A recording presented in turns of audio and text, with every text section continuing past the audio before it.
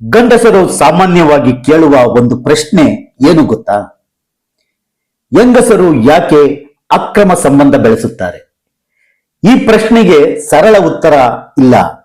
ಆದರೆ ಇಂದಿನ ವಿಡಿಯೋದಲ್ಲಿ ನೀವು ಕೇಳಿರದ ಕೆಲವು ಸತ್ಯಗಳನ್ನು ತಿಳಿದುಕೊಳ್ಳುತ್ತೀರಿ.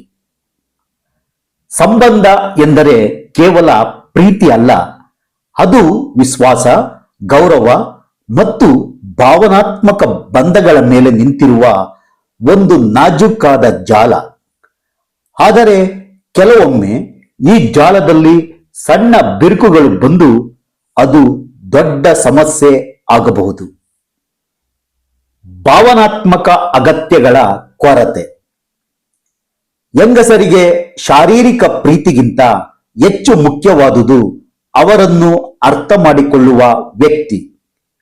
ಅವರ ಮಾತುಗಳನ್ನು ಕೇಳಿಸಿಕೊಳ್ಳದೆ ಇದ್ದಾಗ, ಅವರ ಭಾವನೆಗಳನ್ನು ಕಡೆಗಣಿಸಿದಾಗ ಅವರು ನಿಧಾನವಾಗಿ ದೂರವಾಗುತ್ತಾರೆ. ಆ ಸಮಯದಲ್ಲಿ ಯಾರಾದರೂ ಅವರ ಮನಸ್ಸನ್ನು ಅರ್ಥ ಮಾಡಿಕೊಂಡರೆ ಆ ದಿಕ್ಕಿಗೆ ಆಕರ್ಷಣೆ ಆಗುವುದು ಸಹಜ.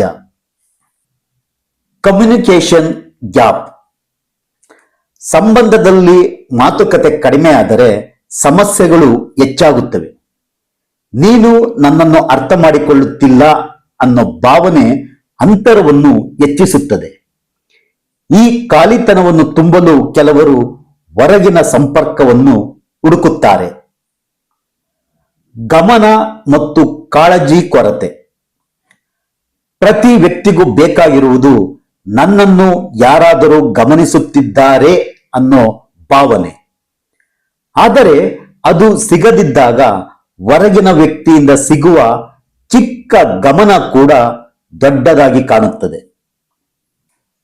ಹೊಸತನದ ಆಸೆ.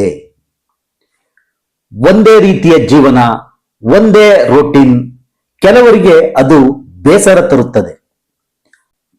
ಹೊಸ ಅನುಭವಗಳಿಗಾಗಿ ಹೋಗುವ ಪ್ರಯತ್ನ ಮಾಡುತ್ತಾರೆ. ಇದು ಕೆಲವೊಮ್ಮೆ ತಪ್ಪು ದಾರಿಯಲ್ಲಿ ಮುಗಿಯುವ ಸಾಧ್ಯತೆ ಇರುತ್ತದೆ. ಸೋಷಿಯಲ್ ಮೀಡಿಯಾ ಪ್ರಭಾವ. ಇಂದಿನ ಕಾಲದಲ್ಲಿ ಹೊಸ ಜನರನ್ನು ಸಂಪರ್ಕಿಸುವುದು ತುಂಬಾ ಸುಲಭ. ಒಂದು ಚಾಟ್, ಒಂದು ಮೆಸೇಜ್, ಅದು ನಿಧಾನವಾಗಿ ಎಮೋಷನಲ್ ಕನೆಕ್ಷನ್ ಆಗಬಹುದು. ಸ್ವಾಭಿಮಾನ ಮತ್ತು ಆತ್ಮವಿಶ್ವಾಸ. ಕೆಲವರು ತಮ್ಮ ಬಗ್ಗೆ ಒಳ್ಳೆಯ ಅಭಿಪ್ರಾಯ ಹೊಂದಿರೋದಿಲ್ಲ. ನಾನು ಮೌಲ್ಯವಿಲ್ಲದವಳು ಅನ್ನೋ ಭಾವನೆ ಬಂದಾಗ ಹೊರಗಿನ ಮೆಚ್ಚುಗೆ ಹುಡುಕುತ್ತಾರೆ. ಅದು ಕೆಲವೊಮ್ಮೆ ಅಪಾಯಕಾರಿ ಸಂಬಂಧಗಳಿಗೆ ಕಾರಣವಾಗಬಹುದು. ಪ್ರತೀಕಾರದ ಮನಸ್ಥಿತಿ. ಕೆಲವೊಮ್ಮೆ ಸಂಗಾತಿ ಮಾಡಿದ ತಪ್ಪಿಗೆ ಪ್ರತಿಯಾಗಿ ನಾನು ಇದೇ ಮಾಡುತ್ತೇನೆ ಅನ್ನೋ ಮನಸ್ಥಿತಿ ಬರುತ್ತದೆ. ಆದರೆ ಇದು ಸಮಸ್ಯೆಯನ್ನು ಕಡಿಮೆ ಮಾಡುವುದಿಲ್ಲ, ಬದಲಾಗಿ ಇನ್ನಷ್ಟು ಗಂಭೀರವಾಗಿಸುತ್ತದೆ. ಒಟ್ಟಿನಲ್ಲಿ ಅಕ್ರಮ ಸಂಬಂಧ ಎಂದರೆ ಒಬ್ಬರ ತಪ್ಪು ಮಾತ್ರ ಅಲ್ಲ, ಅದು ಹಲವಾರು ಭಾವನೆಗಳು ಮತ್ತು ಪರಿಸ್ಥಿತಿಗಳ ಮಿಶ್ರಣ. ಆದ್ದರಿಂದ ನಿಮ್ಮ ಸಂಬಂಧದಲ್ಲಿ ಮಾತುಕತೆ ಇಟ್ಟುಕೊಳ್ಳಿ, ಪರಸ್ಪರ ಗೌರವ ನೀಡಿ, ಭಾವನೆಗಳನ್ನು ಅರ್ಥ ಮಾಡಿಕೊಳ್ಳಿ.